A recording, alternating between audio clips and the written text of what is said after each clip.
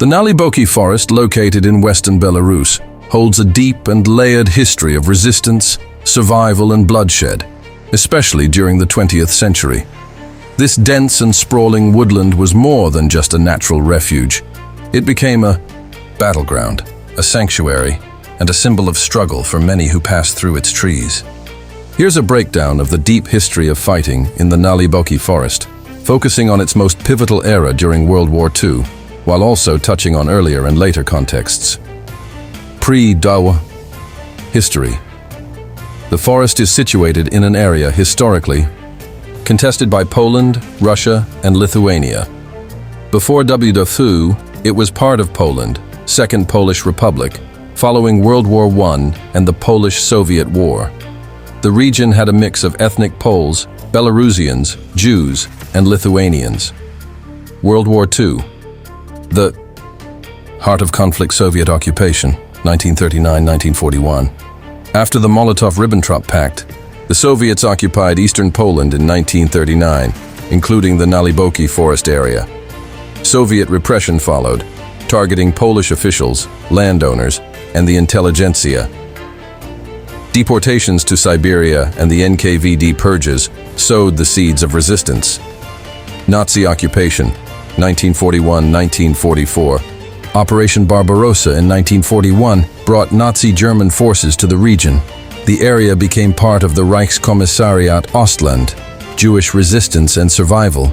Many Jews fled into the Naliboki Forest after mass shootings and ghetto liquidations. The forest became a haven for Jewish partisans. Most notably, the Bielski brothers, who created a large and enduring camp that sheltered over 200 Jews. These camps were unique in focusing not just on resistance, but survival, protecting women, children, and the elderly. Polish resistance, Armia Krajowa.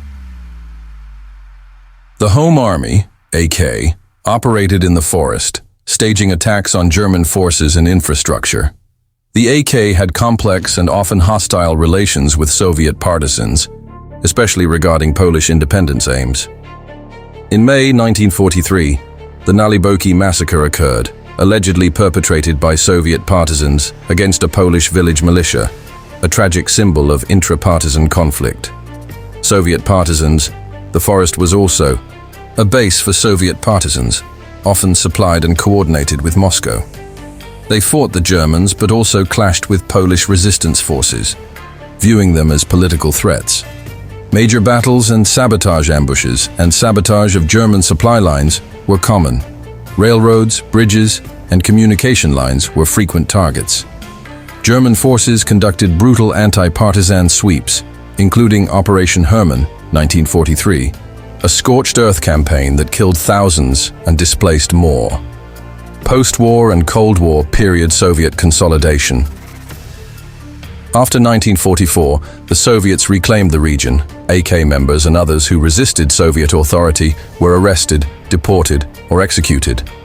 The Bielski brothers, though aligned with the Soviets, had to disband, and survivors often emigrated to Israel, or the US-Soviet history promoted the narrative of Soviet partisan heroism, but suppressed Polish and Jewish resistance stories. The true history of the Naliboki Forest was fragmented, with many stories, only re-emerging after the fall of the USSR. The Naliboki Forest remains a symbol of survival and resistance. It is a site of memory for Jews, Poles, and Belarusians. Memorials and historical studies now commemorate the personal stories, partisan dynamics, and the moral complexities that unfolded in the Naliboki Forest, especially during World War II. This next section focuses on Jewish resistance and survival strategies, Polish-Soviet partisan conflict, civilians in the crossfire, the forest's haunting aftermath and rediscovery. Jewish resistance and survival strategies.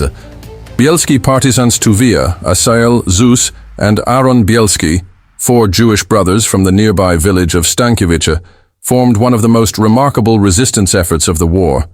Instead of focusing solely on sabotage or warfare, the Bielski brothers made saving lives their mission, their motto: to save a Jew is more important than to kill a German.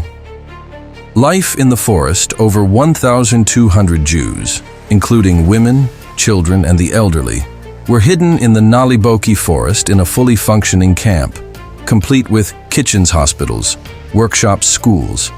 Many of these people would have perished in ghettos or camps otherwise. The WWII Partisan unit also conducted ambushes on German patrols, sabotage missions, rescues of ghetto escapees. They cooperated tactically with Soviet partisans when necessary, though always remained independent. Armia.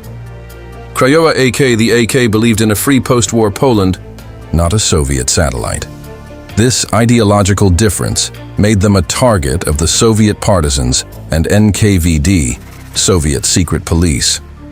The Naliboki massacre, May 8, 1943. Around 128 Polish civilians and self-defense members were killed in the village of Ataga, Naliboki by a Soviet partisan unit. The motives remain controversial.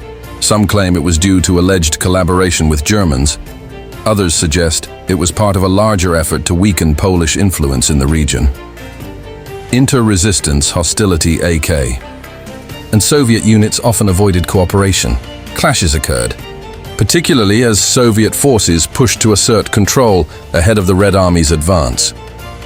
After 1944, AK members who resisted Soviet integration were hunted down, imprisoned, or killed. Civilians in the crossfire ethnic tensions, the region's mix of Poles, Belarusians, Jews, and Lithuanians meant that alliances and betrayals were often shaped by identity and survival.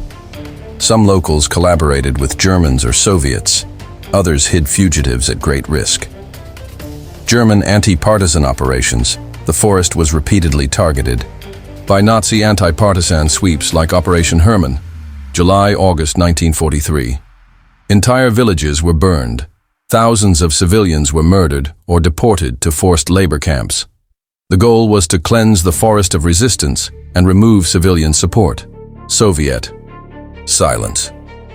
After the war, Soviet propaganda celebrated Soviet partisans, but repressed the stories of the Polish Home Army Jewish independent fighters like the Bielskis, Soviet atrocities like the Naliboki massacre.